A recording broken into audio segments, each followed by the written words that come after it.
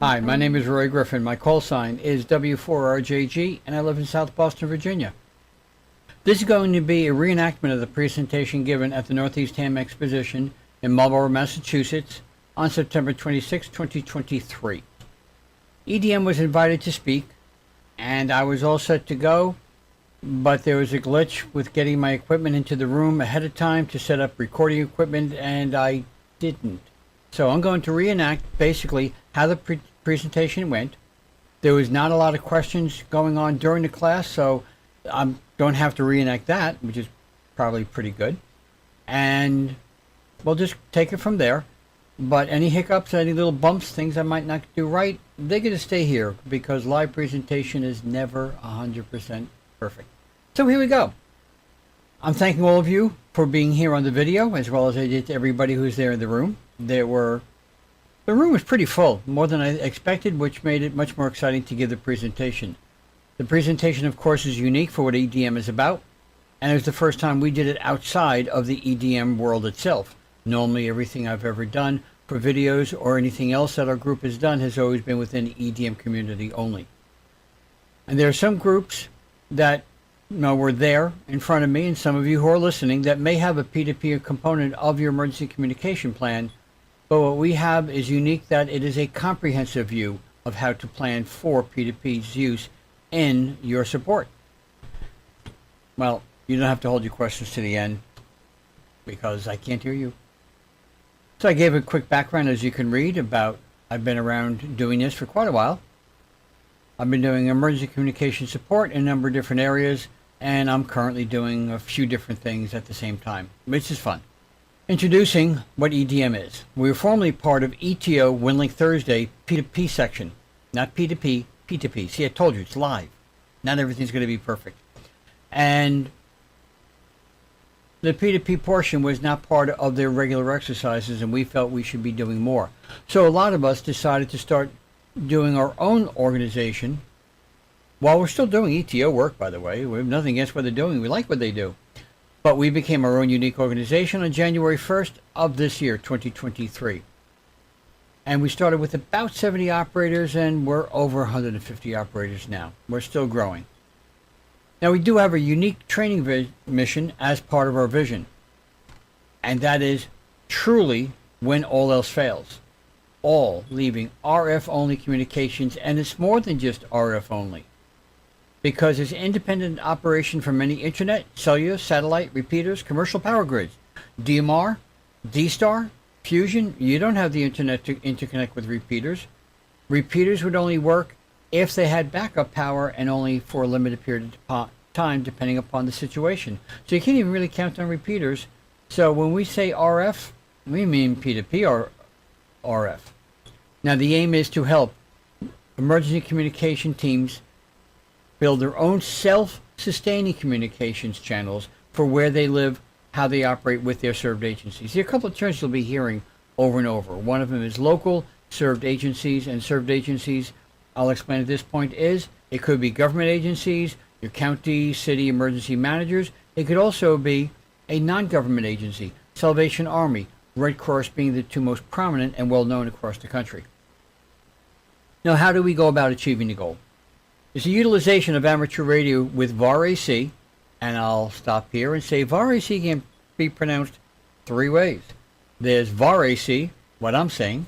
There is VARIC, kind of Eastern European with a K at the end, or VARA AC, but there's no double A, so don't do that. You can do whatever way you want, as long as we all know what we're talking about.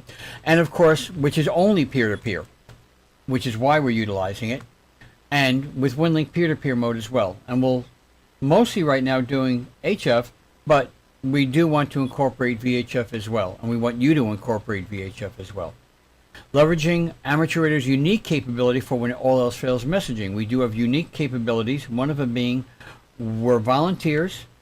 You don't have to worry about a payroll. And we come in with our own equipment, pretty much, unless you got a great EOC relationship going and equipment sitting there for you. And we want the development of a system providing the capabilities for our team members so that they can do this where they live. Now, we do have target station teams. They are all, each member is a licensed amateur radio operator across the United States, territories, and Canada. Pretty much general and above, given the limitations of technicians. They're assigned to specific frequencies, what we call channels, on the HF bands within each team, and every member is only on one team.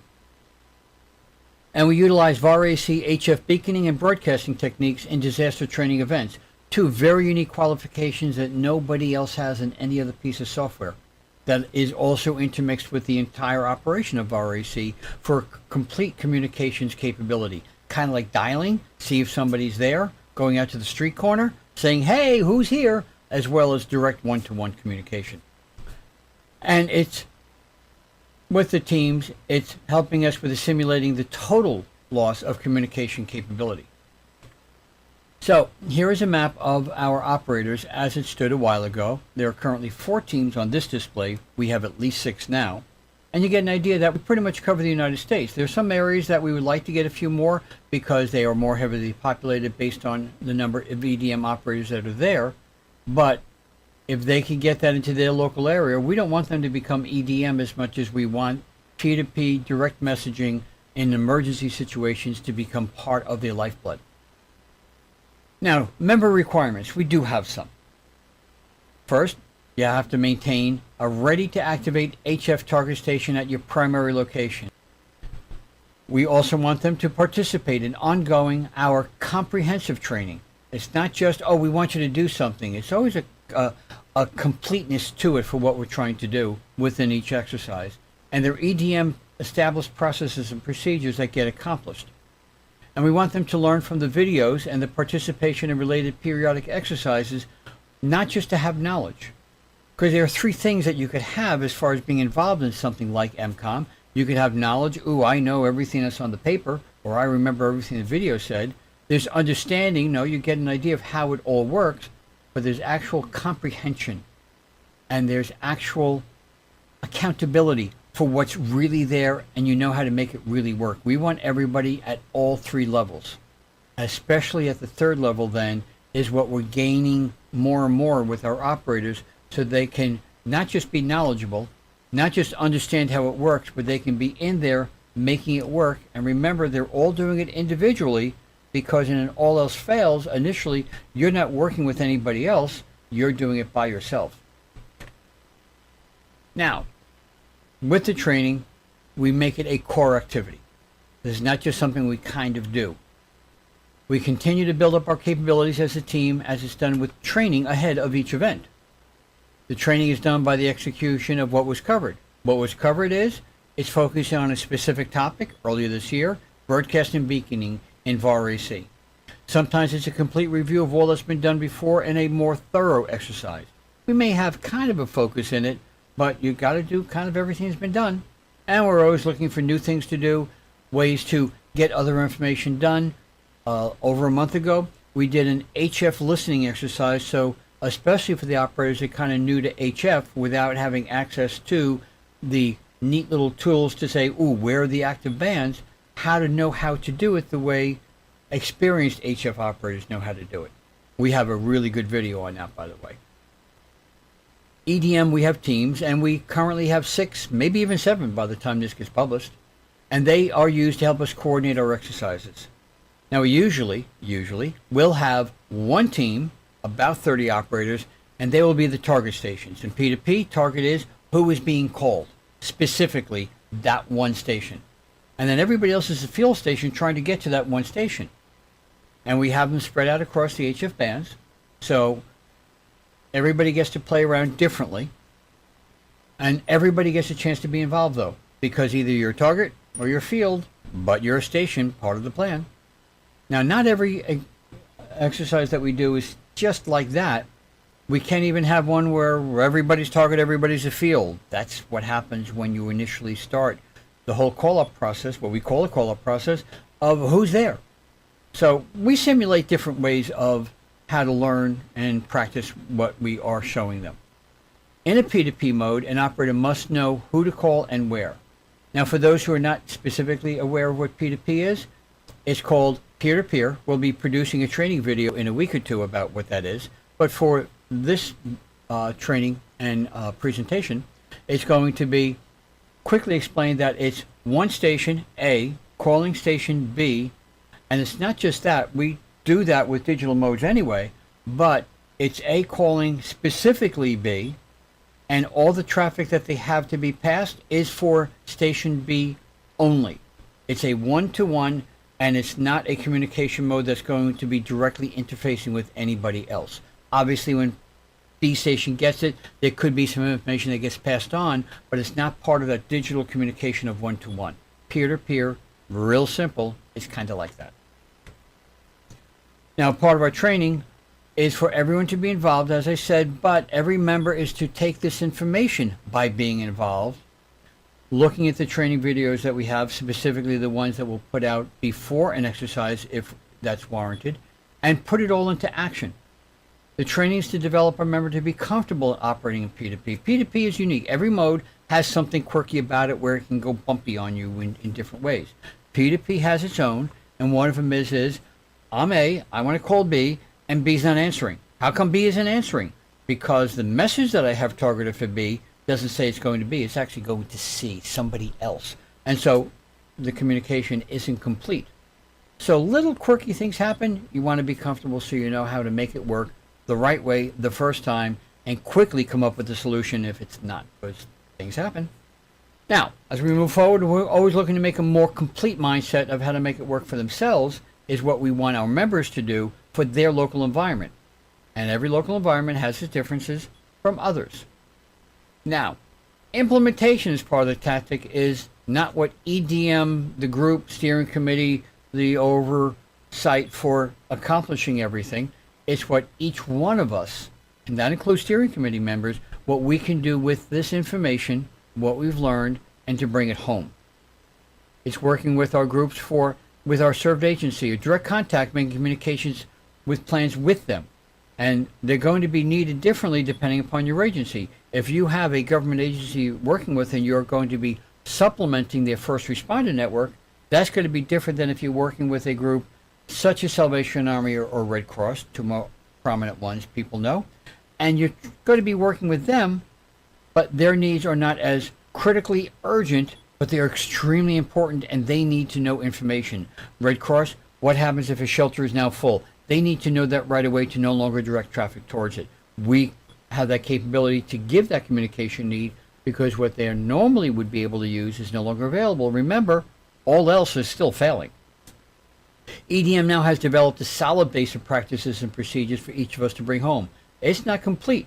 I did say we're looking to make it more, but there's so much there already. We can bring each one of us home to start putting it in, integrating it into what we do with our served agencies at home. A RAC call-up process is an initial heartbeat of what we talk about.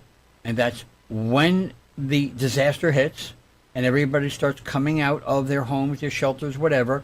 And as ham radio operators, we're looking to find out how can we go out and help. There are lots of different things that can get done, but how do you find each other because the repeater's not there? The cell phone isn't there. Texting capability isn't there. The website that you all might go to check in isn't there. We have a process that allows that to occur over a local or a very large area, including the entire nation, really. So we want everything to be more useful for your local needs. Now, planning is always going on with EDM. We've already done two different kinds of exercises, the one we're about to do and the one that we just did for all the other things that we've done before, but that's what we should be doing. Making sure we're covering all the bases and getting everybody comfortable with the various parts of direct messaging and the P2P mode. And everyone can start developing plans for their community. And even for your own groups, this is part of the tactics that's worthwhile to pursue even if you're not part of EDM. But to do that, we strongly promote two basic items that you must have to beginning to make this thing work. You should have a written, signed off by everyone involved, emergency operations plan. That is so important. Everybody who's going to be involved at whatever level, and you may have multiple EOPs. You may have one with your government agency, the first responder support that you might give, and you'll have a separate one for a non-government agency who doesn't really work with the government, but you work with them, so you may have something different going on with them. And it needs to be understood by both sides. What's the need? They decide that really. And then what the solution is, which is the two of you work on together. And you want to make sure there's a part in that EOP that addresses that when all else fails. Don't make it part of just the regular operation. This is a special operations. Call it black ops, if you will, because it's when everything goes dark, there's no electricity, no communications. Okay. The second basic item that we think is really needed is the ICS 205. And for those who are not familiar with the NIMS ICS method of incident command, overseeing the management of a disaster or major event, ICS 205 is laying out what all those communication availability is in case something happens. It's not how you actually going to execute it. That's the IC 217, IC 217A. 205 is the planning. This is what you're expected to be using, and you might actually use it during the problem, but what can be used, who's expected to go where, and again, we have that on our HF training video, which you should go watch and explains it in a little more detail. Now, if you have not considered bringing P2P capability into your local plans, or you haven't really thought about it, you're kind of like, well, you know, maybe something, we highly recommend you do so. And one of the ways you get started is risk management. Now, in risk management, you'll see there I have 2 columns, but actually first there are 4 columns. 2 columns are positive risk management, 2 columns are negative risk management. Positive risk management, which doesn't get talked about much, that is seeing an opportunity and finding ways to take advantage of it by doing an analysis, see how much you want to get involved. Businesses will do that. New product, new capability for production, ways to expand their business to increase revenue, maybe just to do something that will actually just increase profits by not bringing in new revenue but making the operation better. But that's a positive risk. You have to make some changes and you have to look at it carefully. And with that, both sides, but we'll be addressing here negative risk management because we're all about problems. Potential is how likely is the risk to be manifested? Potential. Can it really occur? We've had a number of train derailments. That's something that I would be concerned about in my area. We have trains that go through, which goes right over a river, which goes down into a reservoir, which is drinking water for lots of other people elsewhere. Obviously, we're going to be tracking it as a potential. But the potential for it, given how many trains derail per year, any way you want to look at it, very small. However, the impact, if it does manifest itself, if it does occur, will be big. So, as an example, a common one that has to be thought about. Losing electric capability everywhere for a long period of time over a large area, it has a very low possibility. Potential. But if it does happen, there are many concerns and lots of problems to be ready for. Therefore, the impact can be huge in all sorts of different ways, and it takes time to think it all out. We as amateur radio operators don't have to think about everything, but we need to be ready for it as part of the planning. You have to determine what are your other risks.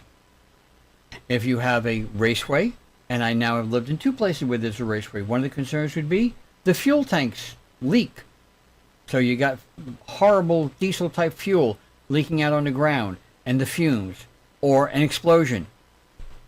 Doesn't happen, but it can. Now, when you do this, there's no one right way to do it other than sit down with those involved and make plans. Other than that, the details, there are commonalities, but there are details that can be wildly different. Now, I live in a rural community. The needs here are very different from the crowded suburban area where I lived for decades, or for where I worked for decades in a major city, downtown Manhattan. All very, very unique needs. Common in some respects, but each one had to be dealt with very uniquely, separate from the others. Now imagine a large section of a multi-state electrical grid goes down for a few days. That would be a situation you want to develop. I already mentioned the train derailment for me because it's right there, 1/4 of a mile away from where I live, and the river itself is 3/4 of a mile away. So that's something that I would be very, very concerned about for a number of different reasons. Of course, in all of this, you want to make sure your family's safe. Let's make sure we understand we're not telling people to make this your highest priority. Your highest priority is always your family. Always needs to be put in there for voluntarily supporting through emergency communications as an amateur radio operator. But these are things you want to plan for. Major scale. You determine what's in your area that could happen. And then start talking. And don't forget to make sure WinLink, we mostly have mentioned VAR-AC, but WinLink HF and FM is part of your planning. And FM does not just have to have a repeater. Everything is P2P mode capable. Now, to implement this, you want to use the principles and objective tactics. Objective tactics. Not the subjective, how we do the exercise, but objective as to what did you see that was of value, and we encourage our members to bring that back for them to do the following for their local needs. Empowering reliable communication. Empowering meaning finding ways to give people the capability to do something that they weren't doing before, and as an amateur radio operator, finding ways to get that radio communication available for them. If you have finding ways to get funds for them, maybe to get an HF radio station up at their EOC and or in their emergency communications trailer, so that you can be there and be that line of communication support as you agreed to with them. Same thing with your served agencies, your volunteer organizations, same kind of a thing. Find ways to work with them, get communications embedded into their system. You're empowering them so they don't need to have you with your equipment go there. You can have any one of your team members who are part and trained process operator to just go there and operate the equipment. It gives you more flexibility. That's part of the empowerment. You want to be building a robust independent communications network. So there are a couple of key words there. You're building, in other words, it can take some time. It's just not, ta-da! It's robust, it's full-featured, as much as possible given the location and the amount of money you have available. Independent, because it doesn't require somebody else to do it, but just you and your team members to be able to work the stuff. And a communications network, so it's not just you and then you kind of have something going. You want to have your other points of communication nodes around you that you can work with. That's part of what EDM teaches, is how to find the other stations. And we have a video coming out about that too. Now, each member contributes to the maturity of the community's emergency communication. Maturity. We're not saying that the people who are working there are not mature. Not at all. Please do not get that inference. What we're talking about is the maturity of how the whole thing works. And if you want to get an idea of the kind of thing I'm talking about, go listen to First Responder in a intense situation. And you can find it on YouTube. There is, shots fired, various police units coming up, or it's a bad fire units come up, and suddenly there's an explosion inside, and more people just got hurt, and you need more equipment down there. Listen to the dispatchers. That's maturity. Handling each piece of information, not subjectively how someone could feel about it, but objectively what needs to get accomplished in the best way possible. So we want everybody to get that as well, and that's part of what we're trying to teach the members in our community. Now, there's a third tactic in all of this, which is not unique to EDM. It's team support. I keep using the word team for a reason. We do have mutual support with one another. Obviously, the steering committee members are a main driving force behind all the communication. But all of our members help each other. We gain the experience on all of our members with the messages in Group I/O. There are some people who are very experienced in emergency communication in ways that steering committee members aren't. Or they're able to, in the Groups I/O through messages, by asking questions, looking for ideas, and somebody who's kind of new. And I'm not too sure how to do this. Somebody may come in, hey, this is how we've done it. Again, learning, helping, and supporting each other. Or technical questions about equipment. P2P has some very unique aspects to it, and some people are new to it. And there are some that are willing to even learn where they haven't even done digital communications before. That's a learning experience. So we're all here helping each other. On top of all that, along with that, I don't know which way the best way to do it, we have some of our members that are paying for Groups I/O, so we have the full capability of Groups I/O. Total number of members that can be on our Groups I/O groups, as well as then getting access to all the other features, calendar, files, database chat feature.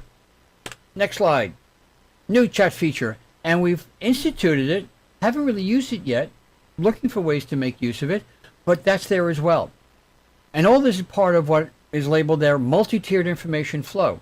It's from the lowest person who says, hey, I have a question. Therefore, there's a need and we want to meet information needs, capability needs, as well as from the steering committee for the things that we learn and we've done, and to develop the exercises as we gather together, frequently, by the way.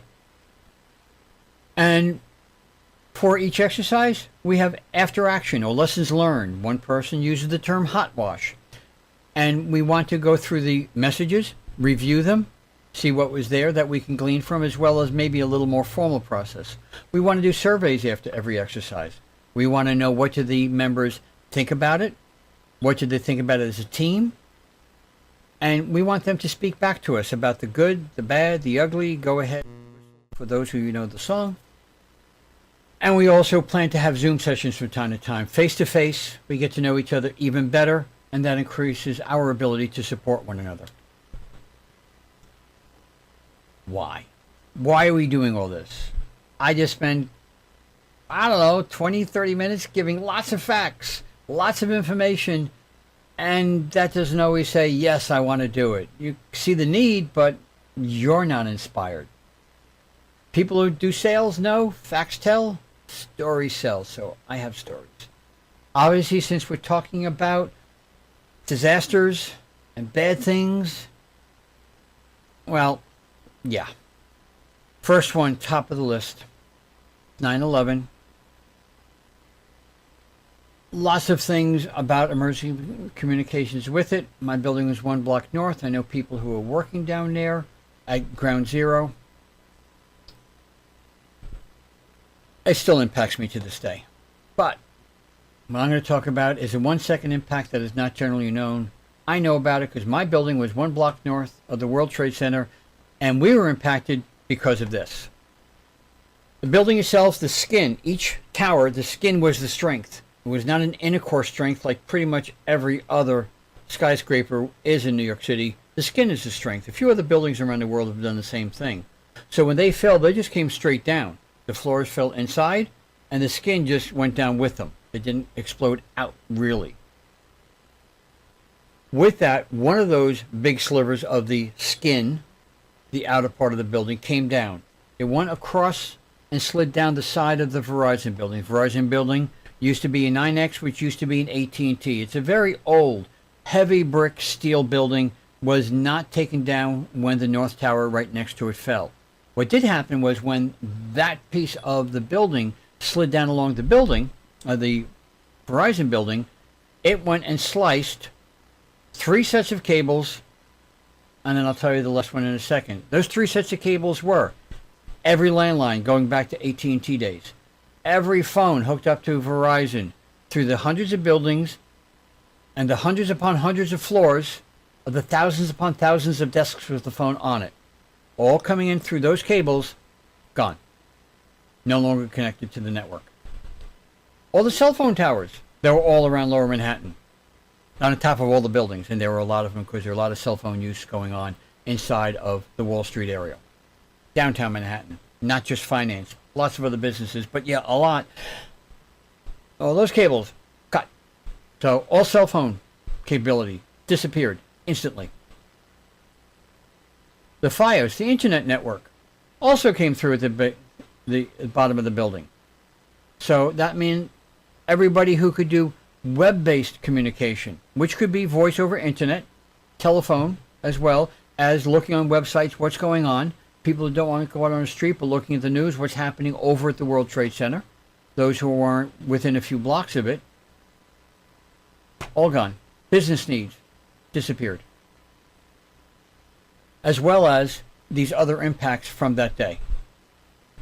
New York City has several World Trade Center. That's the building that burnt and went down later on that day. It was the New York City Emergency Operations Center there for the entire city. Fire, police, that was their headquarters. That already was gone pretty much by 12 noon. I don't know exactly what floors they were on, but by that time, the diesel fuel in the basement for their emergency generators was now burning and building was now gone. So for all the communication trailers, they didn't have their centralized viewpoint. And the way they all got to each other was on top of the North Tower. You have a big black and white tower that was there. That was 30 stories tall alone, plus, and I had been on top of the South Tower to view it, lots of other repeater towers up there as well. Lots of communications facilities up there, all disappeared. So on multiple levels, media, government, non-government, important, critical, urgent, gone. New Jersey, across the Hudson River, their state police, the entire northern part of the state, ran their entire repeater system on that tower. So the impact was not just New York City. It was huge. Gone. 1 second for the Verizon building. A few seconds before that for what was up on the North Tower. That's how fast things can happen. But that was a man-made event. Now, if you're wondering, well, really, you know, that's like never going to happen again. I certainly hope not. But south of me, North Carolina, made national news. A bunch of guys was shooting up a major substation for the local power company and took out a major substation. So thousands upon thousands of people without power, like that, as each one of those systems failed, one on top of the other. So things can happen, man-made, and it will have a large impact. Now, natural. Of course things can happen. Let me tell you about one. Also in the area where I grew up, I lived through this. Hurricane Sandy. Wasn't a lot of rain, unlike most hurricanes that was big. However, it had a super low pressure, and low pressure creates wind. It created a lot of flooding downtown Manhattan, salt water for all the cables and equipment like that underwater. They can handle natural rainwater, but the salt water, well, that made more things fail, faster, harder, needing repair. Staten Island, where I grew up, where we used to never have water come beyond the general beach area, this came half a mile inland. Never happened before. So there were multiple effects. And that impacted one main road that ran across about one half of the southern shore of Staten Island. So a major travel area was just gone. But even worse, going into New Jersey, coming west out of Manhattan and south of Manhattan, we had severe winds, 12 hours, sounded like a tornado. That type of thunderous noise, like a locomotive, was rushing outside your house, but it never stopped. It just kept on running. We had a 4-foot oak tree. We were living on a hill like this. Oak tree was here, and it got blown uphill, uprooted. That's how strong the wind was. So, thinking out a little bit more, I meant all the other trees didn't have branches go down with some lines being impacted. You had major branches that were ripped off the tree. It didn't just take down the line, it took down transformers up on utility poles. So the impact was huge, complicated, and even areas that could get their power going, then the town who was severely impacted would try and get their power off of them, and then the area that did have power, well, they lose it because it was too much for them. That was my town. 10 days we were without power, 10 days. I don't care what repeater, what cell phone tower, what backup power mode that they had, it wasn't going to last more than a few hours. That meant all the first responder repeaters were now without power, and if they had diesel fuel, that could last a period of time, but now let's go into the other long-term impact to understand why you want systems like this. Without the power, the fuel stations couldn't get the fuel out from the tanks underground. They need electricity to run the compressors to get it out. That wasn't happening. It was such a large area, it covered from the New Jersey shore to Midway Point. Okay, well, the other gas stations then that weren't impacted, they could give you fuel. Yes, that meant everybody's now going there. Every home that was doing a home generator needed their gas every single day. So every day, all the gas stations had people lined up with their 1 5-gallon tank because they were rationing the amount of fuel. Or if you could go much further into New Jersey or into Pennsylvania, you might get your 2 tanks filled or 3 tanks, but you had to drive all that distance out. Now you're also spending more gasoline, and so you had to get your car filled. So just think of all the impact now for first responders. Their local use where they would get their diesel to keep their repeater going wasn't quickly available. So they were all trying to develop other means of getting fuel to help them. And that didn't always happen right away. In my county I lived in, they were all interconnected. So even if one person was working, it didn't do them any good because they needed the central hub at the county level to do all the communication needs. So unless that one was working, and it didn't for a while, complications, unbelievable. And without electricity, that means food, supplies, medical needs. None of that was available except at hospitals. And then they had to, of course, more than anybody, get the fuel for their generators, more than the police or for the fire. Really tough. If with our capability we can become a multi-level communication network, local for neighbors, what news is being heard, where they might be able to get gas at a closer place, as well as supporting the first responder community with their needs, because more things could be happening depending upon what's happening in that neighborhood. And of course, the latest one that we heard is Maui, where it was a raging fire. It was natural, but there were other things that weren't natural. We'll put that aside. That's politics. But fire raged through, took down multiple levels of communications capabilities. And if any ham radio operator was in that area, in the town, they lost their ability. They just had to run for their lives with their family. Families are always, always, always first. In this case, there was no thought. They just had to go. So there were some repeaters around the area that were there, but nobody could call for help or give status or anything inside because the entire town is now black. And nobody had communication capabilities. There were 19 out of 22 cell phone towers that were ruined. How many other communication towers of first responders and amateur radio was also, I don't have the count for that, but you know it's going to be very, very severe. These are the kind of things you want to be ready for. Remember, one of the member requirements is to activate yourself with your own equipment. So if I was outside of the fire circle, I could start doing something really fast to start helping them, even though the normal ways of communication weren't available. That's part of what EDM is about. This is why we talk about it. It's because of when those low potential, high impact scenarios occur, you want to be ready and planned for it. So please do so. Now, if you have questions about it, please contact us. I thank you for being with us. I'm glad that you've learned from it. I hope you want to learn more. And you can contact us a few ways. One, on WinLink, send a message to EDM, and there will be responses back from the steering committee. You can come directly to me on WinLink, W4RJG, or ignore the mistype there. See, I told you, it's live, kind of. Things aren't going to be perfect. You can email me direct at W4RJG at ARRL.net. There is no gmail.com with that. But W4RJG at ARRL.net. And one of those three ways, we'll get back to you, see how we can help you, Zoom presentation, whatever. You can also go to YouTube and look for MCOM Direct Messaging. See there at the bottom, that little blue box? Or go back to the beginning of the video and it's larger where you can see it.